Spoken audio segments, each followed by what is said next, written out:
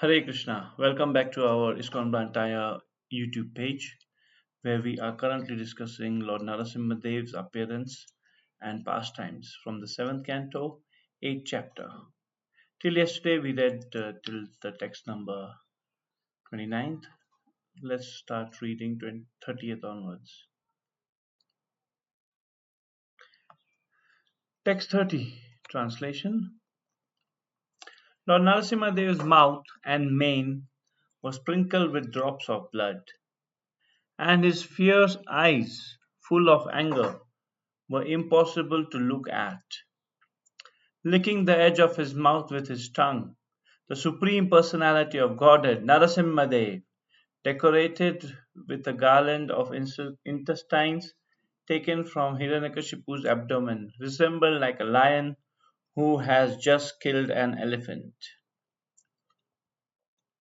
Purport: the hair on Lord Narasimhadev's face, being sprinkled with drops of blood, was reddish and looked very beautiful. Lord Narasimhadev pierced Hiranyakashipu's abdomen with his nails, pulled out the demon's intestines, and wore them as a garland, which enhanced his beauty. Thus the Lord became very fearsome, like a lion engaged in fighting with an elephant, or fighting an elephant. Text 31. The Supreme Personality of Godhead, who had many arms, first uprooted Hiranyakashipu's heart, and then threw him aside, and turned towards the demon soldiers, who had come in thousands, to fight with him with raised weapons, and were very faithful followers of Hiranyakashipu. But Lord Narasimhadev killed all of them merely by the ends of his nails. Purport commentary by Srila Prabhupada. Since the creation of this material world, there have been two kinds of men, the Devas and the Asuras. The Devas are always faithful to the Supreme Personality of Godhead, whereas the Asuras are always atheists who defy the supremacy of the Lord. At the present moment, throughout the entire world, the atheists are extremely numerous. They are trying to prove that there is no God and that everything takes place due to combinations and permutations of material elements. Thus, the material world is becoming more and more godless, and consequently, everything is in a disturbed condition. If this continues, the Supreme Personality of Godhead will certainly take action as he did in the case of Hiranyakashipu. Within a second, Hiranyakashipu and his followers were destroyed. And similarly, if the godless civilization continues, it will be destroyed in a second, simply by the movement of one finger of the Supreme Personality of Godhead. The demons should be sorry. The demons should be careful. The demons should therefore be careful and curtail their godless civilization. They should take advantage of the Krishna consciousness movement and become faithful to the Supreme Personality of Godhead. Otherwise, they are doomed. As Hiranyakashipu was killed in a second, the godless civilization can be destroyed at any moment. Yes, here we are seeing that the focus is shifting from Hiranyakashipu to us in the modern world where everything is mostly mechanized, AI is running everything, and nobody has proper faith in God. Even if they go to God, they are going to just pray for daily bread, car, big house, beautiful wife, beautiful husband, children. So they're not going actually to the Lord to pray for, you know, being grateful to the Lord. They are just going more and more. Oh my dear Lord, you have given me, but it's very less. Please give me 1, 2, 3, 1, 2, 3. So, Prabhupada is, changing his focus from uh, godless Hiranyakashipu to the godless civilization now. Let's go ahead and think what Prabhupada has said. In the beginning of the purport, Prabhupada is mentioning how there are two types of living beings in this universe. One is a Asura and one is a Deva. Deva are the demigods who are, worshipping the Lord, and they are godly, they are good people. And the demons are naturally atheistic. God does not exist. End of story. They don't want to discuss anything. They don't want to know if, they are wrong, they are right. That's the problem with the atheists. They are right and God does not exist. But, if they are open for a proper discussion, they will know how wrong they are. So, yes, many places it has been described in the scriptures. In Padma Purana also is described how there are two kinds of beings. One being the atheist, and the other being, devotees of the Lord. Let me just take you to Chaitanya Chaitamrita, Adi Lila, and see this verse where clear-cut differentiation is given between the Deva, who is God or godly person, and the demon, who is Asura, atheistic person. So yes, let me read this for you. It's said in the Chaitanya Charitamrita Adi Lila, 3rd chapter, verse 91. Dva bhuta sarvagalogesmin deva asura evacha Vishnu bhakta smito deva asurastad viparyayaha. Translation goes like this. There are two classes of men in the created world. One consists of demoniac and other of the godly. The devotees of Lord Vishnu are godly, whereas those who are just the opposite are called demons. Yes, it is clear-cut definition, no confusion that I go to the temple or I go to the church on once a week, or once in a week, and I pray. No, if you are serving God, you are godly. If you are not serving God, you are demon. There's no gray area between the two. Also, if you see how, I'm just referring to my notes. Also, we see how, the Lord will take action. Narasimha Dev came and he took action himself, and Prabhupada is saying that how, if demonic tendencies and atheistic tendencies increase, the Supreme Personality of Godhead himself will take action. So let's read from the Bhagavad Gita, 4th chapter, 7th verse, and learn something from there. The Lord Shri Krishna is saying in the Bhagavad Gita, Yada yada hi dharmasya glanir bhavati bharataha abhyutanam dharmasya tadatmanam sujami aham. Whenever and wherever there is a decline in religious practice, O descendant of Bharata, and a predominant rise in irreligion, at that time I descend myself.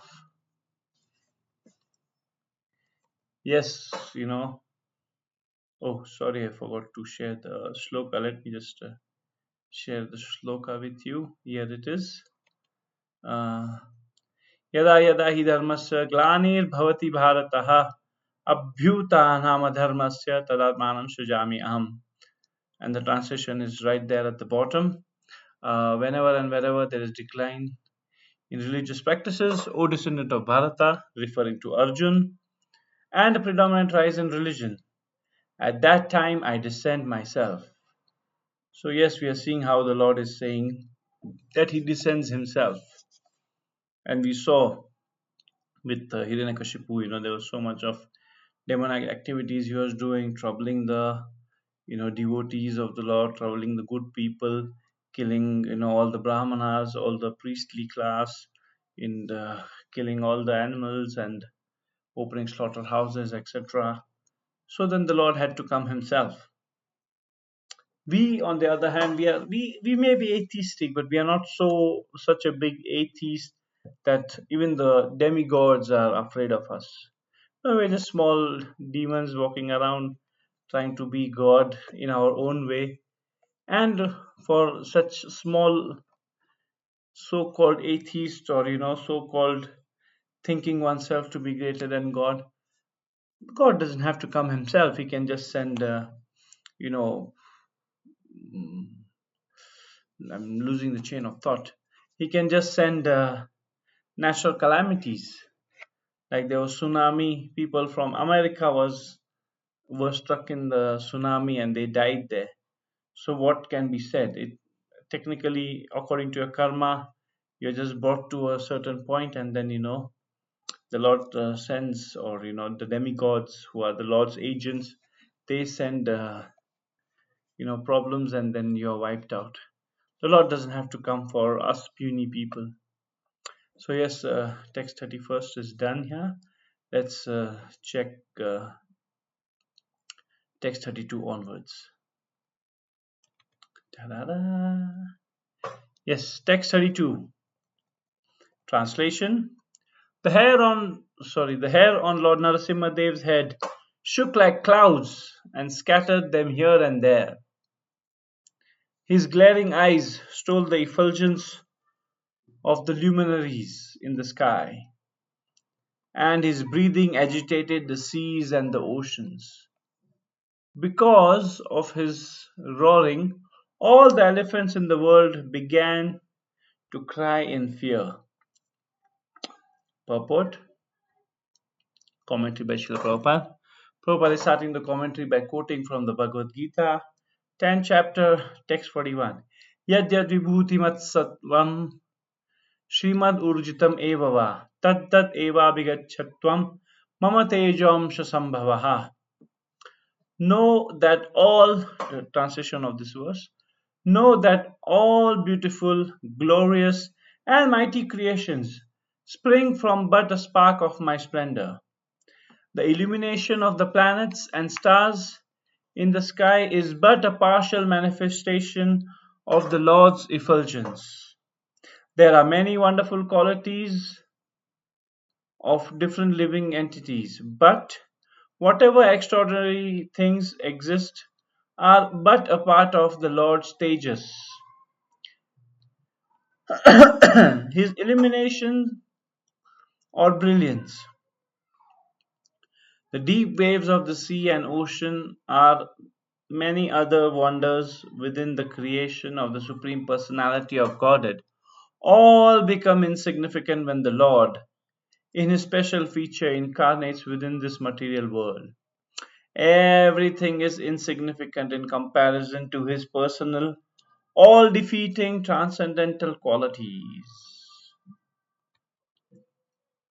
Yes, we always see, we always hear, even when we are driving on the streets, we always read at the bumper of the cars, God is great.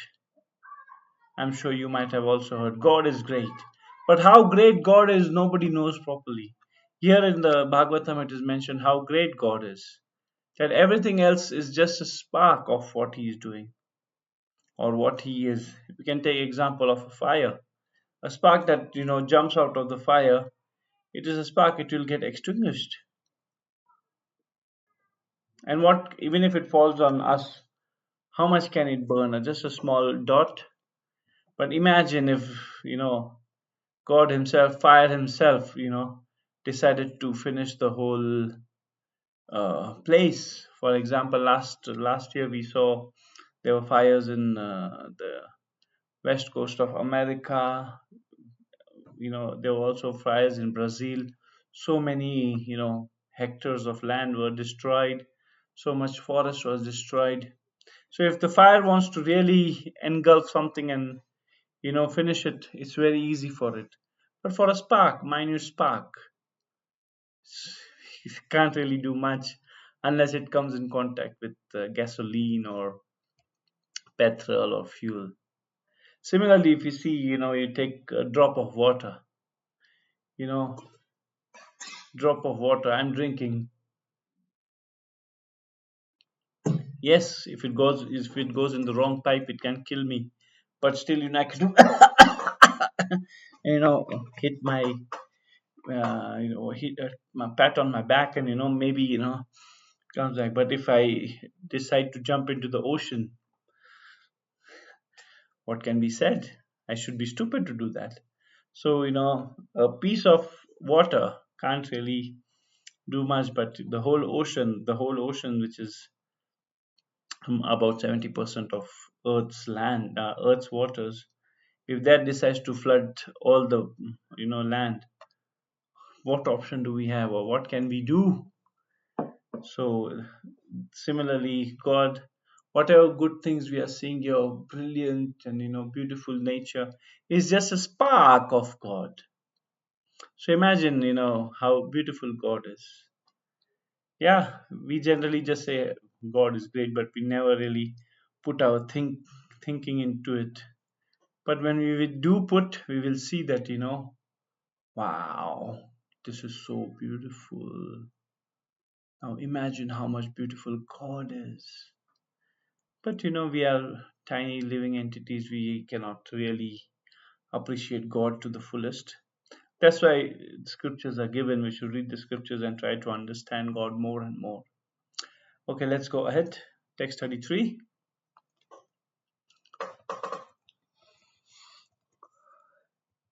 Translation. Airplanes were thrown into outer space and upper planetary systems by the hair of Narasimha Dev's head.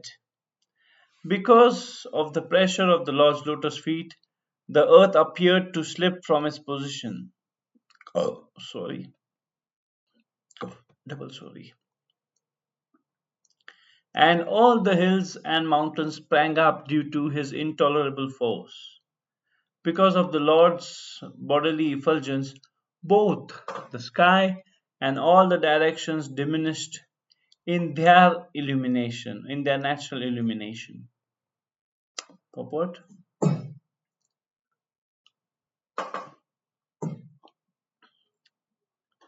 Commentary by Prabhupada. That there were airplanes flying in the sky long, long ago can be understood from this verse.